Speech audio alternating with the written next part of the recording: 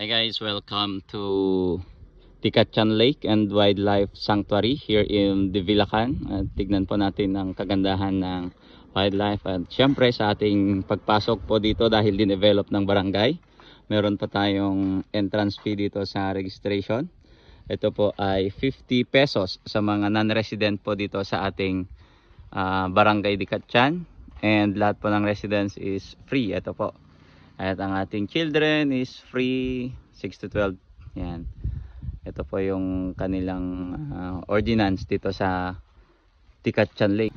Of course, sa ating pagpasok, andito ang hindi dapat gawin at ang dapat gawin. Ayan. Makita nyo naman po, very peaceful, calm, and we can rent cottages po dito. Pwedeng mag-picnic. Yan.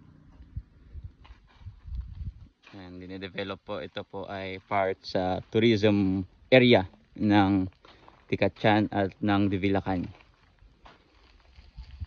Yan, advisable po to para sa mga gustong mag-rest, mag-picnic, good for family, bonding. And ito po ay makikita ninyo yung kagandahan niyang lake. Yeah.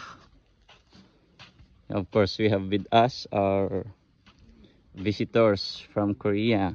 Siyempre nagbayad tayo niyan ng entrance fee natin. Yan, meron tayong dalawang parang floating cottage. Yan.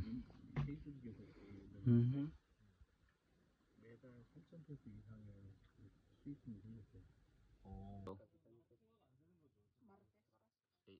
8 to 5.